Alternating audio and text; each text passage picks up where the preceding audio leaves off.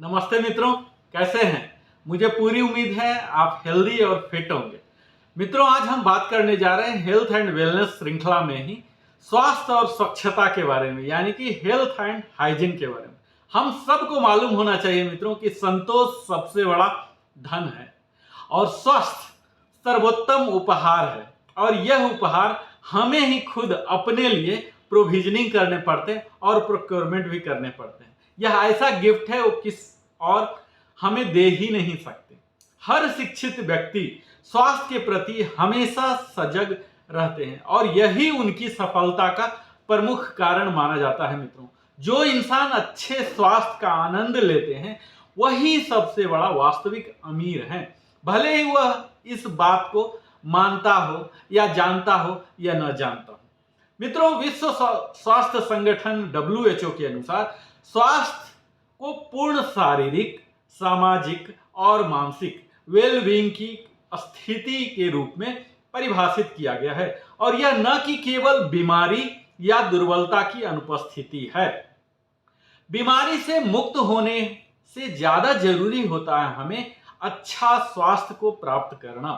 स्वास्थ्य लोग अधिक कुशल और उत्पादक, यानी कि मोर इफिशिएंट और प्रोडक्टिव होते हैं, और वहीं अयोग्य लोग, जो अनफिट लोग हैं, उनकी तुलना में अधिक समय तक जीवित भी रहते हैं, यानी कि दीर्घायु भी रहते हैं। अच्छे स्वास्थ्य में योगदान देने वाले कुछ महत्वपूर्ण कारक हैं मित्रों। बेशक यह बात आप जानते होंगे, आज रिव्यू करने की समय है। आज एक बीमार शरीर मनुष्य को बीमार बना देता है। अगर आपका शरीर दुर्बल है, बीमार है, तो निश्चित है आपका मन भी बीमार रहना शुरू हो जाएगा। तो कुछ कारक को अगर देखें तो प्रमुख यहां हम 3 कारक की बात करेंगे। तो सबसे पहला हमने दिया है संतुलित आहार, यानी कि बैलेंस्ड डाइट। स्वस्थ जीवन को बनाए रखने के लिए भरपूर पानी के साथ उचित संतुलित आहार हमें नियमित रूप से लेना चाहिए। दूसरी बात है हेल्दी रहने के लिए हमारी व्यक्तिगत स्वच्छता, पर्सनल हाइजीन। एक व्यक्ति को स्वच्छ वातावरण में रहना चाहिए और अच्छी व्यक्तिगत स्वच्छता का पालन करना चाहिए। कचरे का उचित प्रबंधन और निस्तारण होना चाहिए। स्वच्छ वातावरण बीमारियों को फैलने से रोकता है। और इसके साथ ही तीसरा जो टॉपिक है मेरा मित्रों, बड़ा ही फेवरेट, नियमित व्यायाम, योग कीजिए। अच्छे खान पान और साफ सफाई के साथ साथ व्यायाम भी अच्छे स्वास्थ्य को बनाए रखने के लिए बड़ा ही जरूरी तथ्य है मित्रों। नियमित व्यायाम और अच्छी नींद व्यक्ति को सदैव फिट, तनाव मुक्त और सक्रिय रखने में मदद करती है।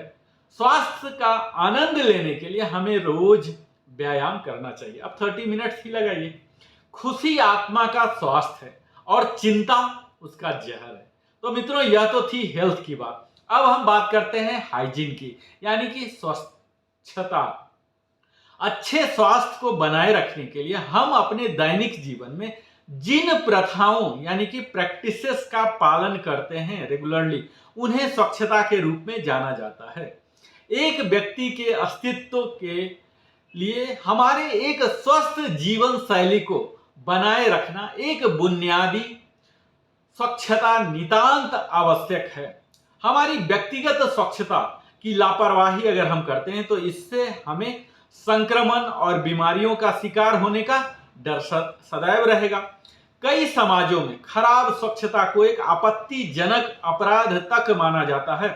आम धारणा के विपरीत स्वच्छता केवल व्यक्तिगत सौंदर्य तक ही नहीं सीमित है मित्रों, बल्कि समाज के घरेलू, पेशेवर और नागरिक स्वास्थ्य तक भी फैली हुई है।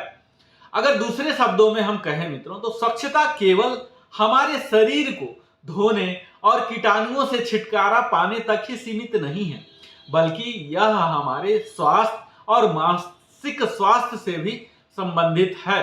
तो आइए हम देखते हैं कि हाइजीन कितने प्रकार के होते हैं। तो प्रमुखतः यहाँ 2 प्रकार की हाइजीन की बात करेंगे। पहला हाइजीन है व्यक्तिगत स्वच्छता, पर्सनल हाइजीन, और दूसरा है सामुदायिक स्वच्छता, कम्युनिटी हाइजीन। तो सबसे पहले व्यक्तिगत स्वच्छता को देख लेते हैं। स्वस्थ रहने के लिए मित्रों हमें प्रतिदिन कुछ अभ्यासों का पालन करना चाहिए, जो कि पर्सनल हाइजीन के दौरान आते हैं। मित्रों, यह सब हम सीख चुके हैं बड़े ही अर्ली स्कूल डेज में ही कि खाने से पहले और खाने के बाद हमें अच्छी तरह से हाथ धो लेना चाहिए, वॉश करना चाहिए साबुन के साथ, ताकि हाथ में लगे हुए किसी भी कीटाणु विषाणु को हम उनसे अपने शरीर से अलग कर सकें। नियमित शौचालय की आदत होनी चाहिए। ऐसा नहीं जब अर्ज हो रहा तभी, आप एक रूटीन के अनुसार, टाइम के अनुसार आपको जाना है। हमें दांतों की सफाई, आज देख ही पा रहे होंगे हर दूसरे लोग दांत की बीमारी से सफर हो रहे हैं, तो दांतों की सफाई हमें दिन में कम से कम 2 बार अवश्य करना चाहिए। नियमित रूप से नहाना चाहिए। ये सब तो बुनियादी हाइजीन है मित्रों।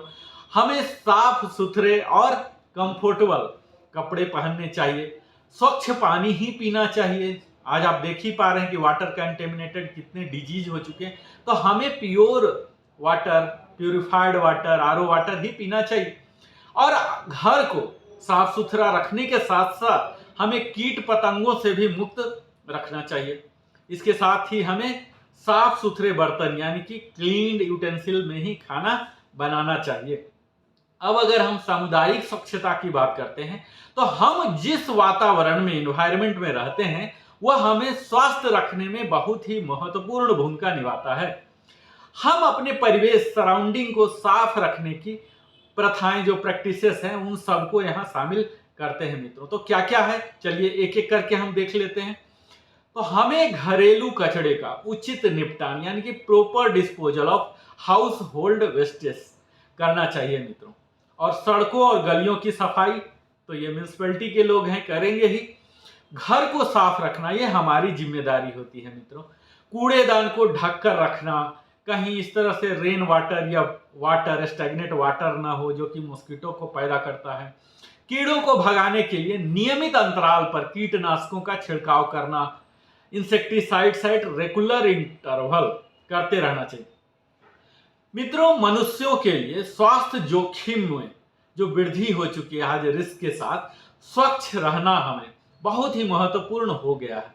दुनिया में स्वच्छता की कमी से ही स्वाइन फ्लू और डेंगू जैसी कई पुरानी बीमारियों को ट्रिगर करने में महत्वपूर्ण भूमिका निभाई है मित्रों। हमारी आने वाली जो पीढ़ियों को एक स्वस्थ दुनिया अगर हम प्रदान करते हैं, अगर करना चाहते हैं, तो हमें स्वच्छता से जंग लड़ते रहना है, वह एक अनिवार्य हिस्सा है। स्वच्छता की इस आदत को छोटी उम्र से ही अगर विकसित कर दिया जाए अपने संतानों में, तब उनकी व्यक्तिगत स्वच्छता और स्वच्छ वातावरण बनाए रखने में, दोनों में महत्व को वो बरकरार रखेंगे और इस तरह से हमारा भविष्य और दुनिया भी स्वच्छ रहेगा। अपने घर और आसपास के क्षेत्र को शुद्ध और स्वच्छ हमारा रखना परम कर्तव्य होता है मित्रों। यह स्वच्छता हमें स्वस्थ रखेगी और हमारे सांसारिक जीवन को भी लाभ पहुंचाएगी मित्रों। और अंत में जो मैं क्रस्ट के रूप में बोलता हूं, तो सुबह जल्दी उठिए, जिससे कि हम स्वस्थ रहेंगे, समृद्धि आएगी और हम बुद्धिमान भी बनेंगे, क्योंकि कुछ स्वाध्याय के लिए भी आपको वक्त मिल जाएगा। जिस मनुष्य के पास स्वास्थ्य नहीं है, तो यह समझ लीजिए उनके पास सब कुछ होने पर भी कुछ नहीं है। और मैं जैसा हमेशा बोलता हूं मित्रों, योग और अध्यात्म यही हमें मानसिक रूप से स्वस्थ बनाता है। तो अब देर किस बात की, आप जरूर इस वीडियो को देखेंगे, यानी कि श्रवण किए, चिंतन करेंगे, मनन करेंगे और निश्चित है आचरण भी करेंगे। और आखिर में जीवन आपकी और जिम्मेवारी भी आपकी। मेरे साथ पूरे वीडियो में बने रहे, इसके लिए सप्रेम धन्यवाद नरेंद्र कुमार की ओर से।